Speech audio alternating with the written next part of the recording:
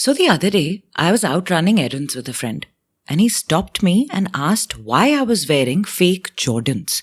A little taken aback and frankly a little insulted at the accusation, I paused and started defending my sneakers by telling him how I got these at this Instagram sneaker store.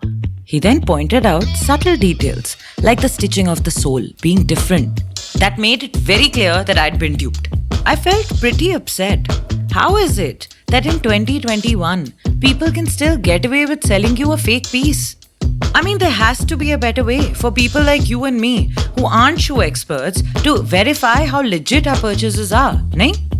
That's when my friend told me about CryptoKicks. So it turns out that in 2019, Nike launched a concept where you can buy, or if you are creative, then build a hybrid shoe online in the form of an NFT, and then proceed to receive the physical shoe with your NFT code intact, making verification of these shoes very simple.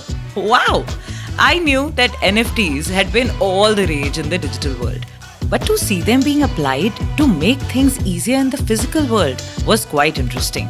In today's episode, the Geek Squad will cover the digital world of NFTs and how they're merging with the real world.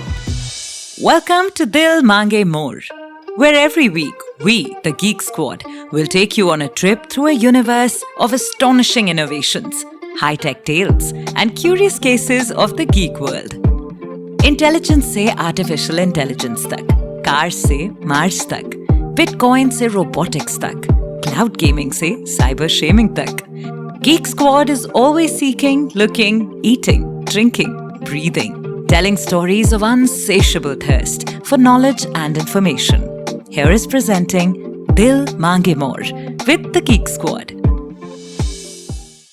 Did you know that a Taiwanese startup, Blockto, backed by investor Mark Cuban, has created a blockchain wallet that allows users to deal in NFTs for NBA and other digital assets?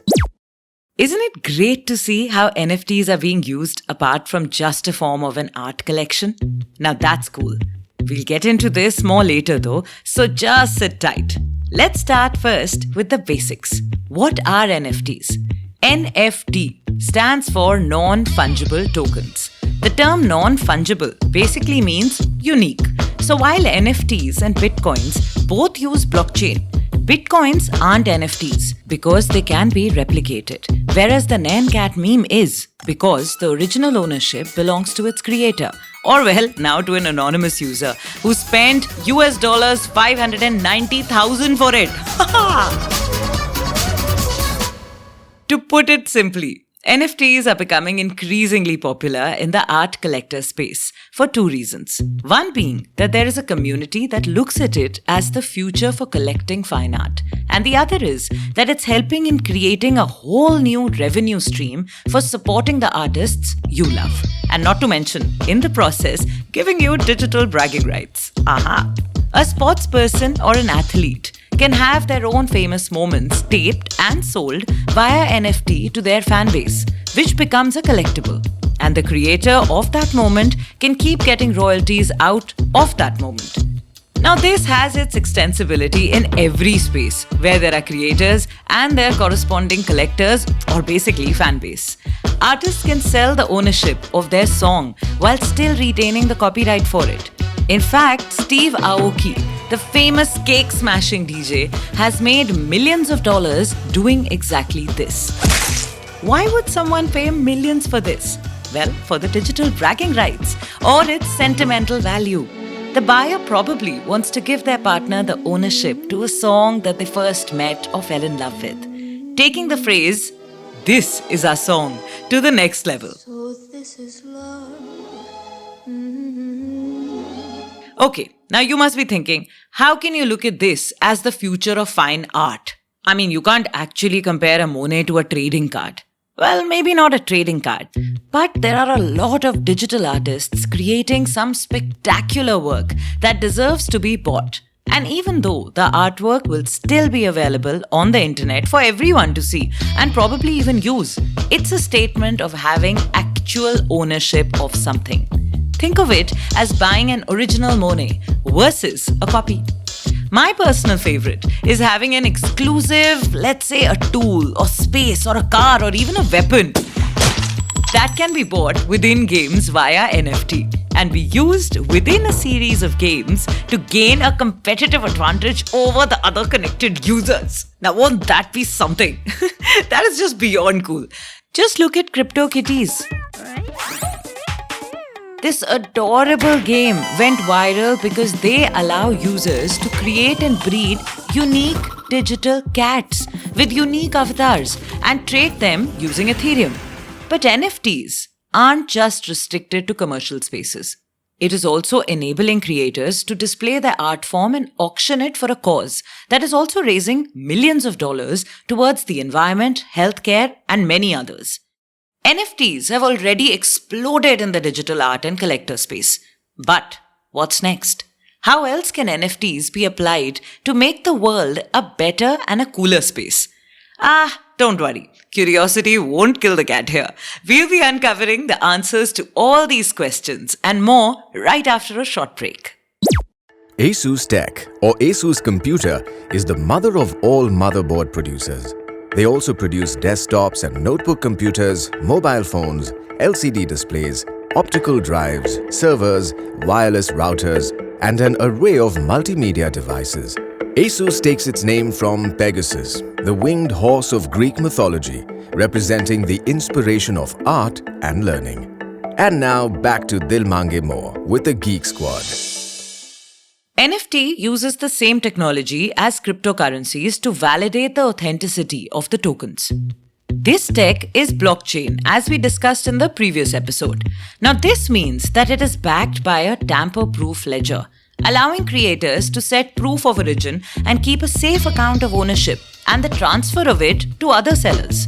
When you look at NFTs beyond the collector space, what it really does is it offers a unique way to digitally verify how legit something is. Just how Nike invested in patenting CryptoKicks, NFTs could help greatly in the battle against counterfeits. Be this in ticketing, ensuring that no fake tickets are being sold, or curbing fake copies in the fashion industry. Constant updates in the tech world are creating unique possibilities for NFTs to make inroads. With the latest announcement about Meta, where 3D spaces in the metaverse will let you socialize, learn, collaborate, and play in different ways that go beyond what we can even imagine. It would be interesting to see how NFTs can play a critical role in having our own little space that can be created by a creator and purchased by the user. With such integrations, imagine the way the world would look like, especially educational content created by teachers around the world and sold via NFTs. Can you imagine? Which gives an immersive learning experience. Now, speaking of immersive experience, wouldn't you be up for owning a unique experience that is only available for you? The creator of that experience creates a special space in VR only for you, and you are able to keep that for yourself. With something like this, you could take parties and proposals to the next level. In fact, why just stop at entertainment? You could even create a virtual environment for things like therapy, making the remote therapy experience more immersive and comfortable. Now I get it, surely that's a lot of imagination. But imagination leads to innovation, right? And isn't technology all about innovation? People and companies have already started exploring the use of NFTs beyond art collection. And this decade will be interesting because we'll see the digital world fuse with the physical one. While NFTs are great, they're still not regulated and involve understanding a lot about blockchain and how smart contracts work. Now, if you're tempted to buying one after hearing this podcast, please make sure you read the fine print and understand what your rights as the owner are. In this episode, we spoke a lot about creators getting credit and compensation for their work. But where did this all come from? For all the gamers out there, we've got a surprise for you. In the next episode, we're going to throw back to the early 2010s and look back at how game streaming changed the world and made gaming go from a hobby to a serious sport. Anywho, Call of Duty beckons. So I have to go now. Duty calls. So I have to go now. This is Shrutspa signing off from the Geek Squad. Only on Dil Mange More. This podcast is produced by Taiwan Excellence.